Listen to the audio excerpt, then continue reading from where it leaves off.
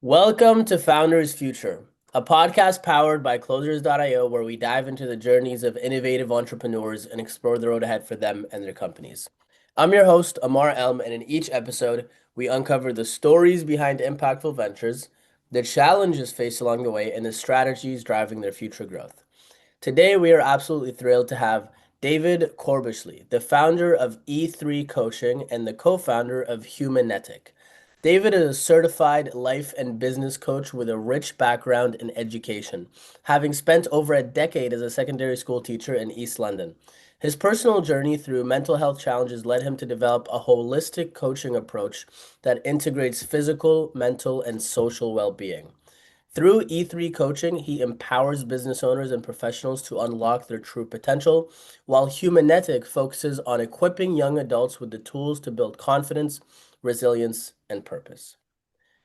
David, welcome to Founders Future. Thank you for having me, Emma. I am super excited to dive in. This is going to be a very interesting conversation because I love the space that you're in. So let's take us back to before you started E3 and Humanetic. What were you doing at that time, and what was the motivation behind starting your companies? I know E3 was the first one you started, correct? Yes, that's correct. So I worked as a teacher for over a decade, as you mentioned, and I think the pastoral side of teaching is what always interested me more than the actual imparting of knowledge. Although I did enjoy that as well, but I enjoyed the process of helping young people develop skills and mindset and overcoming challenges and obstacles.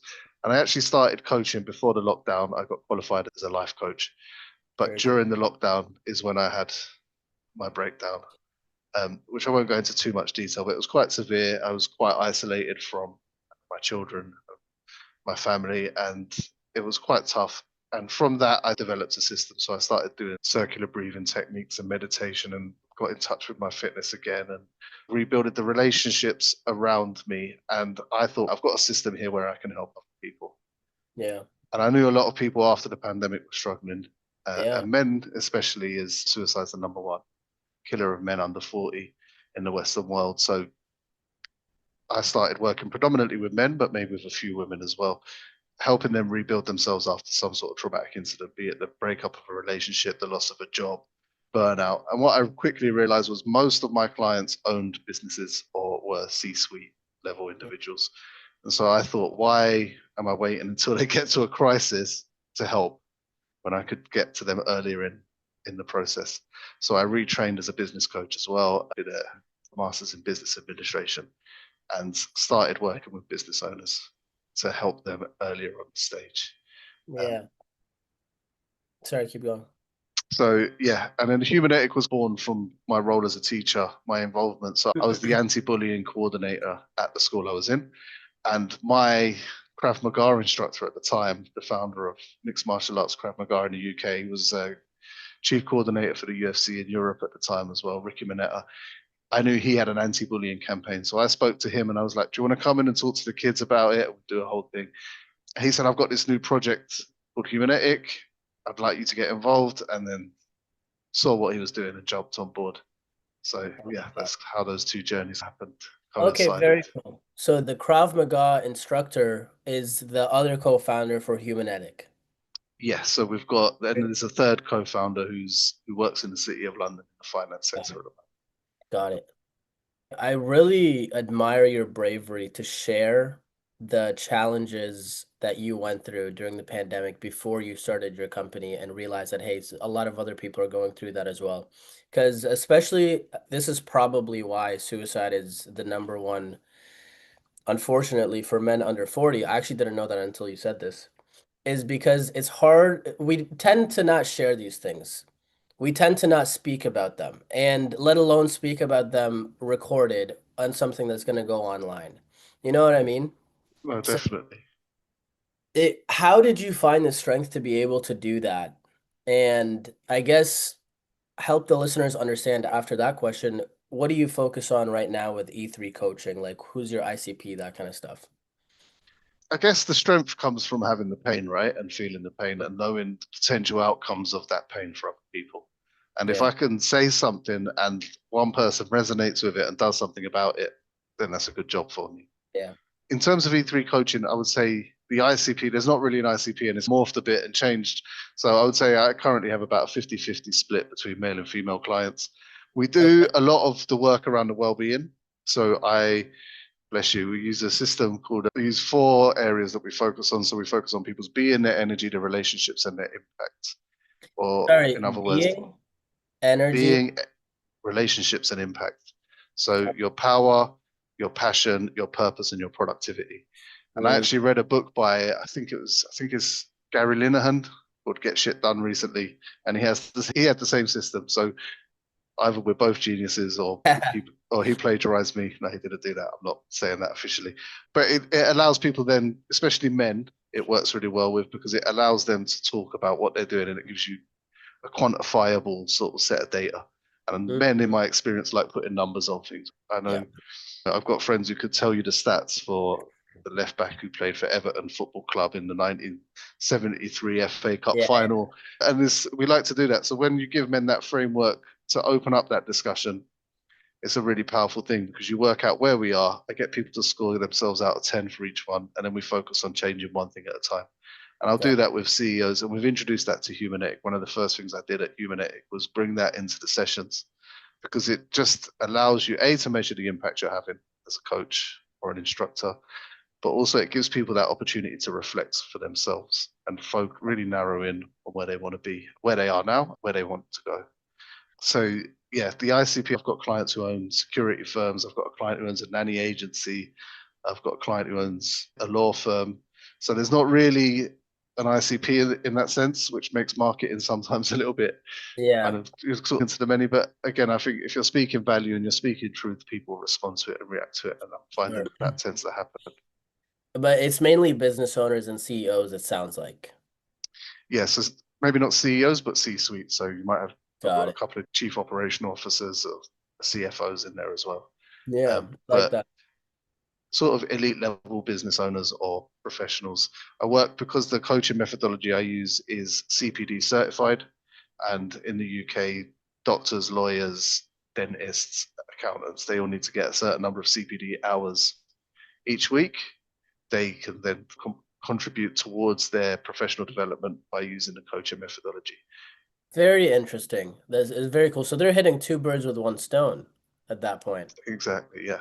Yeah, I like that a lot. So walk me through, let's say I'm one of these business owners or I'm listening to this and I'm a C-suite exec. What does it actually look like to be working together at E3? So is that there's one-on-one sessions on a weekly basis? Is it like a workshop? Is there a curriculum? I guess help me understand that so that the listeners have more context. Okay, so one of the things that really changed my business and my life as well was I partnered with a business called New Level Results in the UK, and they have a system called the Curve. So the first thing we do is we run a workshop, a 4-hour workshop, and in that workshop we build a one-page plan for the next year, Okay. and we will create the compelling vision for success, whatever that looks like for you. And we will look at your values. We'll look at doing some work around your mindset. We'll look at 10 areas in your life that you want to focus on going forwards. And then every month we will meet and we will basically, you'll set targets on there, you'll score yourself on there, and we'll meet every month, look at what you've done, look at what still needs to be done. Alongside that, in certain cases where there might be, for example, someone who works in the city or owns a business and they want to improve their physical health at the same time, in a specific way, a trained Krav Maga instructor now and personal trainer. So we will also then maybe have a weekly or bi-weekly meeting where we do some work in the gym as well.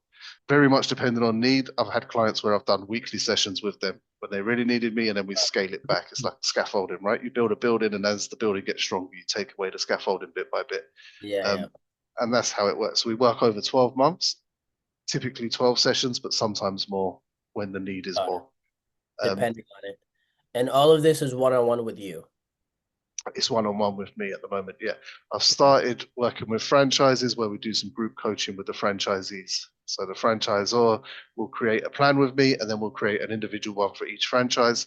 And then once a month, we have a group coaching session where I do a bit less because you might have someone who's been in the franchise for 10 years and someone who's just started.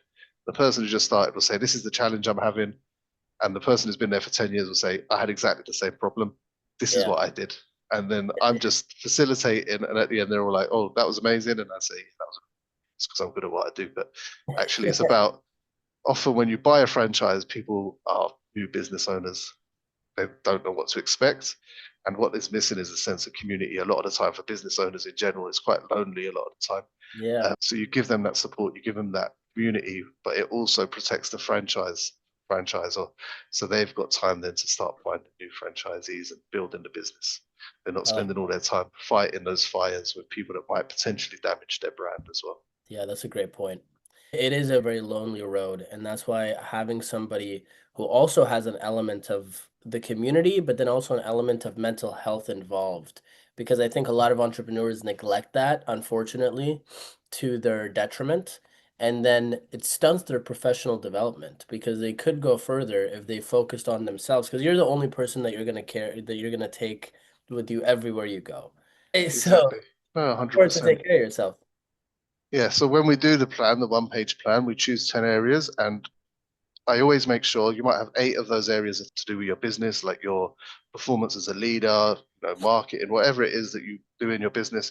I always make sure we've got 2 areas. One is for their health and well-being, and one Yeah, is for their time with friends and family.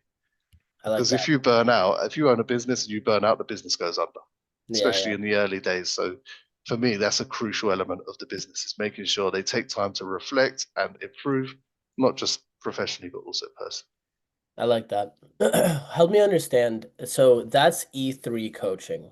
What about humanetic? What does that look like? It sounds like the ICP there is younger adults or maybe even teenagers, but please correct me if I'm wrong.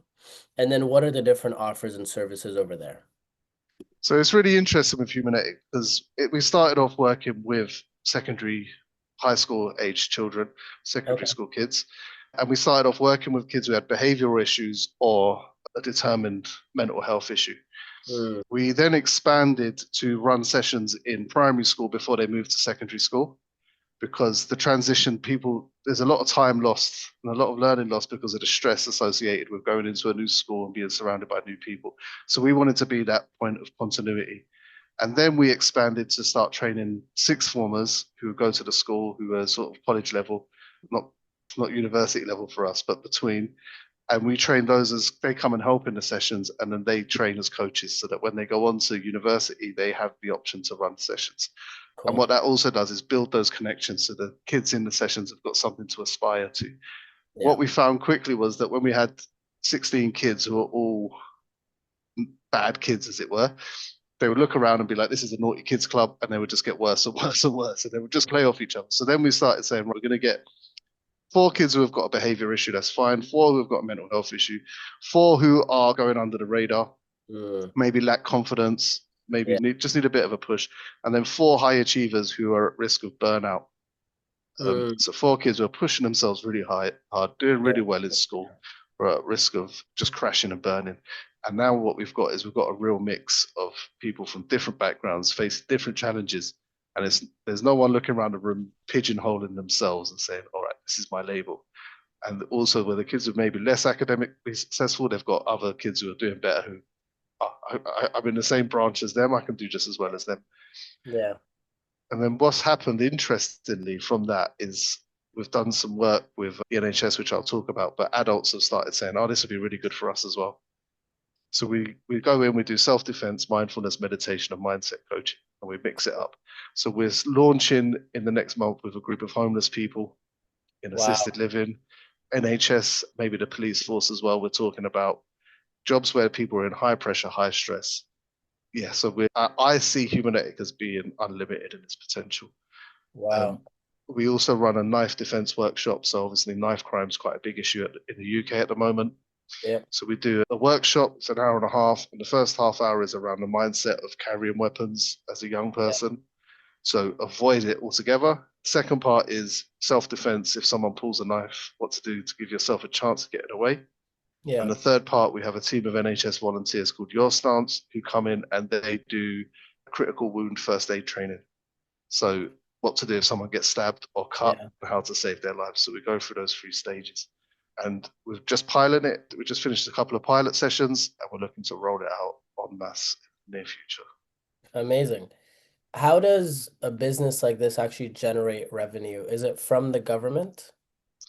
At the moment, we're pre-government funding because the issue is if we go to the government and they give us a grant and we can't fulfill the grant, we're blacklisted for the rest of. That's it. They're just like. So at the Yeah, moment, we have three main revenue streams. The first one is the school. We make sure the school puts some money in, even though their budgets are tight, because if they're not paying something, they take it for granted, and yeah, we're the first thing they cut. So we want to make sure they're invested in it as much as we are. The second one is through local businesses. okay. So once we locate in a school, we will then approach businesses in the local area and get them to provide sponsorship in return for shout outs on social media and stuff. And loads of businesses just like helping the local community anyway. And then the third way is through trust funding. So we just secured close to £50,000 from the Portal Trust, which is a charity in the UK. We're applying to National Lottery funding, and other charities will put in chunks of money that help us run over time. So they're the three Love main that. ways. Yeah. So you said something interesting. You said this one is unlimited in potential. Do you not see the same thing with E3? So with E3, I think it's, although I wouldn't like to describe it as limited, I think it is specifically for, like you say, there is a group of people in society who have a specific set of challenges, whether they're all the same in terms of their personality and background. They have a specific set of challenges. They're either working in a high pressure job or running a business, and they Got it. need help with that. But with Humanetic, you could be homeless, you could be a C-suite executive. We're looking to run retreats. Literally anybody could benefit from it because it combines all of those elements. And Yeah, where it's more intense in terms of it's a weekly program, yeah, and we go in every week and we work for an hour and a half, and anyone would benefit from it. That's why I say the potential is unlimited. yeah. Sorry. Yeah, no, that's Yeah, that's amazing. It sounds like in terms of impact, you can have an impact on a wide variety of individuals across society and young, old, in the middle, what have you. I like that. When you think about the future and you think, let's give it a time frame of 12 months. Earlier, before we started recording, you mentioned that your focus is both on E3 and Humanetic, about 50-50. When you think about your vision for these two companies, what are your top priorities and benchmarks that you want to hit over the next 12 months? it's a really good question. So for E3 coaching, I think the benchmark of success would be retaining clients into the next. So if I retain 90% of my current clients, not only will I be financially secure, but it would show the efficacy of what I do, right? How well it works. Yep. With Humanetic, what we want to do is we want to quadruple the number of locations we're in, Okay. but we're also running a world record attempt this year in the second half of the year to raise money. So we want to be in a position where we are then training at least 5 coaches, so Got we it. can start taking a back seat and start focus. We've spent the time perfecting the product of what we do. Yeah, yeah. Now we need to start expanding. And we want to be maybe not in the next 12 months, but 24 months in a position to start taking on contracts from either local government or national government. That's where we want to be. Amazing. What do you feel like is the biggest challenge that you're facing right now for each of them? So for Humanetic, the biggest challenge is definitely the amount of money in the public pot. And it's definitely the amount of pressure when we're thinking about schools in particular, the amount of pressure teachers are under because they Yeah. don't have time to check emails. So getting into a school is the biggest challenge at the moment. We call them the dragons at the gate. There's like a woman who sits on the desk in reception, and getting past them is it's like a quest, a full-on quest in itself because they don't let anybody pass. It's like a Gandalf in Lord of the Rings. There's Yeah, just yeah, yeah. you shall not pass. So I guess it's getting to the challenge is how do we get to a position where people approach us rather than us having to approach them. Mm, So it's about building the reputation, which we're well on the way to doing, but it needs a bit of work still. And again, yeah, funding, raising the money, which is why we're doing the world record attempt, which is amazing. taking up a lot of time. In terms of E3 coaching, there's not as many challenges per se. I think the biggest challenge for me personally is just work-life balance and Mm, making sure I now take some of my own advice and don't do as I do and not as I say kind of thing. yeah. The last 2 weeks, I got married last week, Congrats. That's huge. Thank you. And we've got a baby on the way. And Wow. I must have worked close to 180 hours probably in the last 2 or 3 weeks. So Yeah. this weekend was a good chance to take a break, but it's about making sure now that I don't burn out, that I'm Yeah. staying in that position, in that sort of mental and physical shape to continue working at the pace I Uh, am. are you looking to bring on more clients or no for E3? Yeah, I've got space for more clients. Yeah, always. I'm Yeah. always looking to have a conversation, and I'm always happy to run a free session and just see if there's anything to do there, which is never a sales pitch either. It's Yeah. just a Yeah. way of me meeting more people and helping as many Yeah. people as I can. Um, 100%. one of my core values is service. So I like Mm, being, when I'm of service to other people, I feel that I get something out like, of it. I think that's key for me. So yeah, if there's anyone who wants to jump on a call, have a free session. If they're a business owner, we build a 3 year strategy in that session. More than happy awesome. to do that. What does your lead generation process look like for E3? So when you're looking to bring on more customers, what are like your marketing processes, mechanisms, all that good stuff? So mostly it's being consistent on LinkedIn, which is where my Yep. ICP is most likely to be. Making sure I'm building relationships. I think relationship building is the key. I have a couple of organizations here in London who refer business owners to me who need help. So they go to their government funded, they go to them looking for help and they come to me. And that's a good way of meeting new people and then networking, just consistently attending 2 or 3 networking events a week, if not a month, Okay. and just consistently building relationships face to face. And then, yeah, just sending messages when it needs to be, when they need to be sent. Yeah.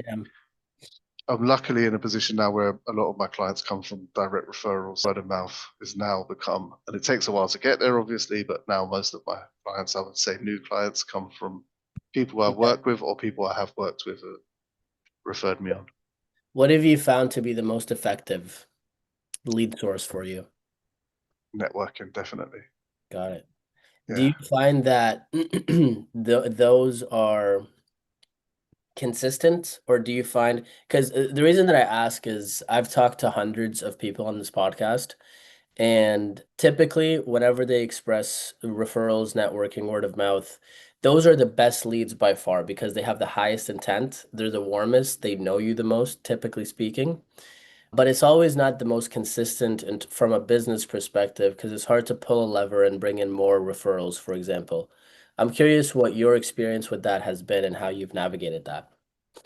So yeah, what I would say, if you're having a conversation and it doesn't lead to a client, then that's a terrible lead, right? I could have 1,000 leads come through a Facebook ad, and if only one of them ever has a conversation with me or two of them ever works with me, that's for me that there's a consistent amount of leads coming in, but is it consistently producing the output I need? So you've got the input and you've got the output. And for me, by far and away, although it takes more work on my part and more effort, getting in front of people and speaking to them face to face produces, for the investment in time or money, produces the most consistent results. I do have an online course and I have a funnel and all of that stuff, which brings in some money and it does it while I sleep, which is always a benefit. But Yep. in terms of that quality relationship and in terms of the bottom line of the business, which is the most important thing in in that sense, in terms of leads, then yeah, speaking to people or building a relationship. And you have to take it the approach that it's like a farmer, right? If you go out networking and then you're hunting for purchases, you're going to maybe get 1 or 2 kills, but that'll be it. But if you're farming and you're looking to build relationships, reap the rewards over time, then that's when it starts really working. For Because now I'm at that stage where people are doing the work for me without me, and the results they're getting are doing the work for me. So people notice a Yep. change in them, people see the difference, and they're like, "Oh, what's happened?" I had a client recently, and his sister was like, "Are you seeing someone new?"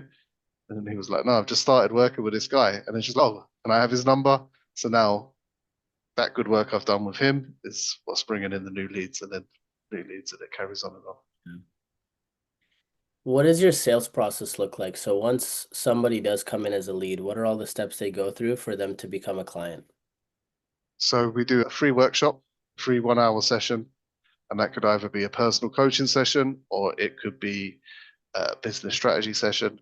And then at the end of that, I try not to be too pushy. because I Yeah. know what it's like. And I think we're at a stage now where people are tired of being sold to all the time. Yeah. People pick up on it and then shut down. So I do it, I show the value, and then I follow up with an email, and then I keep them in my CRM, and I'll maybe send them an email 3 months later, just say, just checking in again. And then, yeah. But really, it's about a relationship anyway. So I'll try and just keep in touch and send out a newsletter maybe once in a while. I try not, again, I get loads of those and I don't read them. Yeah, me too. It's, Me it's too. like, Do you enjoy the sales part of it? not especially, no. Yeah. It's not. Why is that? Yeah, I don't know. It's not something I'm natural at. Fair. Again, I try not to be too pushy with it, but I find that I get the results without selling, as it were. Yeah. I'm curious, do you eventually, for E3 specifically, do you eventually want to have coaches underneath you, maybe more of a cohort model where it's group coaching on a consistent basis, like you're doing with the franchisees, and to the point where you can step back from the day to day and have other people in the organization? Is that something that you think about a lot? Is that something you aspire to? So I would rather have fewer clients pay me more money, so Mm, I spend less time on it. yep. So fewer clients, but at a higher price point, and then have Humanetic. With Humanetic, that's definitely what we're doing. We are looking to get coaches in under us, and then Uh, eventually we take a step back and we just do the running of the business rather than day to day. But with the E3 coaching, it's my personal brand, so I think I need to be involved in the discussions. Is Maybe an that like, affiliate program, but is that you, is that because you want to be involved or because you think because it's your personal brand you would need to be involved? I think it's half six of one, half a dozen of the other. So partly is I Like, want to be sorry? involved. I want to, so it's 50-50. I'd like to be involved, but also I think if you're working as a coach and you're good at what you do, why would you need to be doing it under my brand? You could do it under your own brand. So if there was a coach who wanted to break in and I could help them, I'd rather do it and help them become their own version of what I do rather than a parody of what I do. Interesting. Yeah, yeah. I get what you mean. And then, but you would rather have fewer clients paying you more. Do you eventually want to do like more of a consistent group cohort model? Because that would also take up less time. Yeah, so with the franchise system that we're doing now, I think that's one that works really well. Takes up less of my time, still gets some really good results. Group coaching, I think, unless it is under one sort of business umbrella, I think Yeah. you don't get to have that relationship with each of your coachees. So I think I'd rather avoid that in terms of if it was different business owners. I guess there are benefits as well. You create a little community for them. Yeah, But yeah, it's an avenue I'm not against exploring down the line. for sure. What do you think is the biggest thing that's stopping you from being able to charge more per client? I guess it's just at the moment it's just that reputational thing, right? So I'm at a kind of I'm not saying I charge a little bit, but I offer flexible plans as well for people at different stages in their careers or their businesses. Yeah. But yeah, I guess the thing that's mainly stopping me is me asking for it rather than Yeah. anything external. Yeah, fair enough. And a lot of it comes down to there's obviously limiting beliefs that people can have around charging a particular price. So there's that aspect to it. But then there's also the aspect of making sure that the marketing and the messaging is dialed in to the point where all the interactions that people have with your brand is like has that feel of a premium service, if that makes sense. So that when they get to the price, it's oh, this makes sense. If that Yeah, definitely. Yeah, I would say as is having a strong enough catalog of results, which I would say as a coach probably only comes after 5, maybe 10 years, where that not necessarily. I've comes. seen coaches like charge a lot of money. Like we're talking 25, $30,000 for like a couple months of one-on-one coaching that happens once a week, and they've only been around for a few years. So it Yeah, really depends. It really depends. But no, I get where you're coming from. Walk me through if you could go back in time and talk to yourself, talk to your younger self before you started your companies. before you started E3, before you joined Humanetic, and give yourself a piece of advice you wish you knew at that time, what would that be? Be patient. In the beginning, I was trying to rush and do everything all at the same time, but just be patient, have a plan, and be prepared for it to take longer than you think to get where you want to go. Yeah, I like that. What's one tip you would give to new entrepreneurs that are starting in 2025 that are looking to get into the personal branding coaching space? I would say do it for the right reasons. Make sure you're not. A lot of people are doing it because they think, oh, it's going to be, I can just sit at home on my computer and charge X, Y, Z, and I don't have to leave. But actually, the amount of work you have to put in, you need to be doing it to have an impact on people's lives rather than Yeah, just to make money. Because yeah, when you're not making money at the beginning, then what's going to keep you going then? So if you're doing it for a reason, if you have a bigger motivation in yourself, then that's going to help you stick to it. yeah. I like that. What's one tool or resource that's been a game changer for you and your companies? I would say LinkedIn has been a massive game changer. Using LinkedIn and using some automated messaging systems has helped connect with a lot of people a lot quicker than I could sitting there typing the messages by hand. So I think that's been a massive, massive Yeah. help. Yeah. What kind of tools are we talking about and what kind of automations? It's a program which essentially you create a series of messages and then you target certain people using Sales Navigator and Mm, it fires out the messages. And as soon as they interact, you can then join the conversation and take over. what? So it automates sales nav outreach? Basically, yeah, Crazy. essentially. What's that called? It's called Influxio. Influxio, is that like AI or something? It uses AI, yeah. So you create a workflow and you can then Yeah, create the ICP on Sales Navigator, you plug it in, and then it targets those people. But you're amazing. looking to create a real conversation as quickly as possible. For sure, for sure. It's just an initial message, and then from there, once they respond, then you step in. Yeah. Exactly, yeah. But that saves a lot of time. There's a lot of people on here that use LinkedIn all the time for their outreach, for their marketing. I do as well. So this is huge. I didn't know about this. I've just been Yeah. having team members manually do that. Very cool. Okay. Yeah. If you want to drop me a message, I'll put you in contact with the owner of the business. And then, yeah. Okay, so it's like a newer company. I'm not sure how old it is, but it's Yeah, probably a couple of years old. Yeah. very cool. Yeah, I'll definitely hit you up about that. What's the best way for people to reach you? LinkedIn or, yeah, LinkedIn. Look me up on LinkedIn, drop me a message. Um, Perfect. and then, yeah, I'll be in touch. Awesome. So that wraps up another insightful episode of Founders Future. Thank you so much, David, for coming on, sharing your journey, sharing your insights with us today. To our listeners, if you enjoyed this episode, don't forget to subscribe to Founders Future wherever you listen to your favorite podcasts. And if you're looking to scale your business and enhance your sales and marketing efforts, visit closers.io to discover how we can support your growth journey. Until then, keep on climbing.